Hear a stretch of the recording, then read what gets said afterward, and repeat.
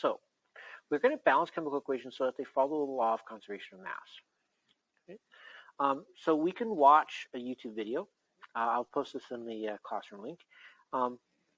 So you can see that if we take electricity and we run it through water, we can actually take that water and we can break it up into hydrogen gas and oxygen gas.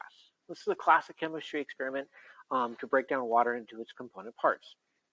Okay, so the formulas that we use for that is we can model it in a chemical equation to show that H2O changes into H2 plus O2. So water changes into hydrogen gas and oxygen gas.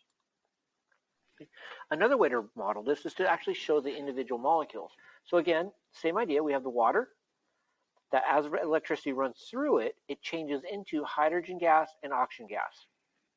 Okay, so we know what the formula of water is. It's H2O, so we can model with one oxygen and two hydrogens attached. We know that the formula of hydrogen gas is H2, so we're going to mold it as two hydrogen atoms bonded together in a hydrogen molecule. Notice the difference between I'm saying hydrogen molecule or hydrogen and hydrogen atoms. It's going to be important to kind of note the difference here. Same thing with oxygen. The formula for oxygen gas is O2, not just O. It's a diatomic molecule, and its formula is O2. So when the oxygen that you're breathing in is a diatomic molecule composed of two atoms of oxygen.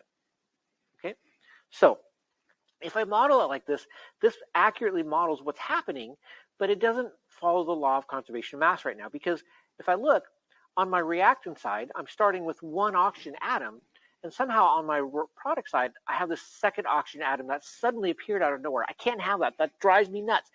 As a chemist, we go, no, that can't happen. We cannot suddenly magically have an oxygen atom appear. So what we're going to do is we're going to just adjust our model to make sure that it fits the law of conservation of mass, right? So how are we going to adjust our model? The way we're going to adjust our model is we're going to move my screen over here so you can see me better.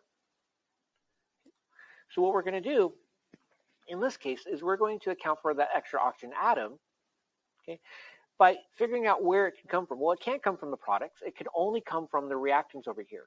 Well, in the reactants, we see the only thing that has oxygen in it is water. Now, I can't just add an oxygen atom by itself. There's no oxygen atom being put into this reaction. I could have closed this off and I could have gotten exactly that same reaction, right? So instead, what I'm going to do is I'm going to add another water molecule here. And when I do that, I can model that in the equation here by putting a coefficient, changing the coefficient. So this 2 tells me that there are two water molecules. Okay, so there's now two oxygens here. I can do 2 times 1 to get 2 if I wanted to do it that way. I could also do 2 that there's 4 hydrogen atoms in this side, because there's 2 times 2 will give me 4. 1, 2, 3, 4. So I can either draw the model or I can do the math. Now, if I look at it as it is right now, I now have my oxygens balanced. But what I mean by that is I have the same number of oxygen atoms on my reactant side as I do my product side. I can count 1 oxygen, 2 oxygens on my reactant side, changes into 1 oxygen molecule or 2 oxygen atoms. Okay. So notice here that the formulas matter. Also notice that the coefficient is talking about an entire group of molecules. So I have 2 groups of water, and I have 1 group of oxygen. These oxygen atoms obviously broke up with the hydrogens and then bonded together to form this oxygen molecule. Okay. So now I'm done. Oh, nope, no, I'm not. See, that causes another problem. That other problem is it looks like now I have some of these hydrogen atoms that might have been, it looks like they've got destroyed. So, because over here on the reaction side, I have 1, 2, 3, 4 hydrogen atoms, but over here I only have 2. So I got to solve that problem. Well, how am I going to do that? I'm going to change the coefficient of hydrogen over here to make that fit. So I'd want to make sure that that water, right? This extra water, that extra water molecule provided 2 more hydrogen atoms that could break up and form a new hydrogen molecule. So I'm going to show those 2 hydrogen atoms bonded together over here. I can draw a picture, I can draw a model of it, or I can use a written model and put a coefficient of 2 in front of that hydrogen. And now I have 2 hydrogen molecules which altogether counts as 4 hydrogen atoms. Okay. When I'm balancing chemical reactions, I'm paying attention to the atoms on each side, but I can only change how many molecules I can have. I can only change the coefficients, right? So at this point, we now have a balanced chemical reaction because every atom is accounted for. I have two oxygen atoms over here on my reactant side, and I have 2 oxygen atoms recombined in a different way on my product side over here. Okay, so 2 oxygen atoms, 2 oxygen atoms. Look at my hydrogen. I have 1, 2, 3, 4 on the left side on my reactant side, and I have 1, 2, 3, 4 on my product side. So everything's balanced. This now follows the law of conservation of mass. Just because these atoms move to a different location, just because they bonded to something else, doesn't mean they changed mass. It means they just moved to a different spot. So now, even without doing any kind of mass calculations, I know that my reactant side has exactly the same mass as my product side. Now, remember, this is a model of just what's going on in here. In reality, there are really trillions upon trillions upon trillions upon trillions of these doing these, and we'll get to how we deal with those bigger numbers later. So this is just showing you the ratio of what's going on, and that ratio becomes very important when we start to do our stoichiometry, our math. Okay, we always have to have a balanced chemical reaction. Let's try another one. Okay, but again, a reminder: you only change the coefficients. I didn't suddenly change this to H3, or I didn't suddenly change this to O1, or change this to H2O2, which reminds me of a bad chemistry joke. 2 guys walking into a bar, 2 chemists walking into the bar. The first chemist says, "I'd like an H2O, please." Bartender gives him the water. Guy drinks, no problem. Second guy says, "I'd like H2O too." So the bartender gives a glass, looks like water. Guy drinks it and throws up. Because the H2O2 is hydrogen peroxide. Totally different molecule just by adding that 1, 2, by adding that extra 2. So don't change your formulas, change your coefficient. Right? Try another example. All right, so now we're going to balance this chemical equation and this chemical reaction. We have potassium chlorate changes into potassium chloride plus oxygen gas. This is a naturally occurring reaction.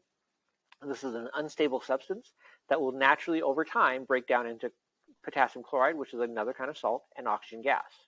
Right? So remember, only changing the coefficients, you cannot change the formula themselves. So take a moment, pause the video, and look and see what's right and what's wrong about this. So hopefully you notice that my number of Ks is correct, my number of Cls is correct, but my number of oxygens is off. So on my product side, I'm just going to add another oxygen. When I do that, I could put a coefficient of 2 here and see if that works. But before I put any coefficients actually in, I'm just going to count. So now, if I look at my oxygens, I have 3 on my reactant side, my left side, and I have 1, 2, 3, 4 on my product side. That's still not balanced. So now, okay, so I can't just add an O2 here. I have to add another KClO3. Remember, I can't just add the O's by themselves. It comes as a group. So in order for this to happen, I need to have 2 KClO3s, right? So let me count again my oxygens. 1, 2, 3, 4, 5, 6. Uh-oh. 1, 2, 3, 4. So now I need more oxygens on my product side. I do that again. Now I'm going to count again. My oxygens got to get right. So I have 6, 1, 2, 3, 4, 5, 6 on my product side. 1, 2, 3, 4, 5, 6. Oh, good. My oxygens are now balanced. I could put a 3 here, and I can put a 2 here. But I want to check my KCl's, which are not balanced anymore. I have 2 Ks here, and I only have 1 K here. Well, how do I fix that? I can add another KCl molecule. All I'm doing is I'm just modeling. I'm just finding the balance, the ratio of these that work so that the law of conservation of mass will be upheld, where I don't suddenly lose a K or I don't suddenly add O's or something along those lines. Okay. So now when I look at this, this is now balanced. I have 1, 2 Ks on my left side, 1, 2 on my right. I have 1, 2 Cls on my left side, 2 on my right. The oxygens we counted first, that was what we did first. We have 1, 2, 3, 4, 5, 6 on my left side, 2, 4, 6 on my right side. So every element is accounted for on both sides, and every element has exactly the same number. And remember, these oxygens, these 6 oxygen atoms, are exactly the same oxygen atoms over here. They're just, the bonds broke and the bonds rearranged. Okay, the oxygen atoms came off of these KCl's and rearranged themselves into oxygen atoms over here. Right? So when I'm done, I see that I have 2 KClO3, so I'm going to put a 2 coefficient here. I have 2 KCl's and 3 oxygens. Okay? And so that is how we're going to balance chemical equations. Remember, you're changing coefficients.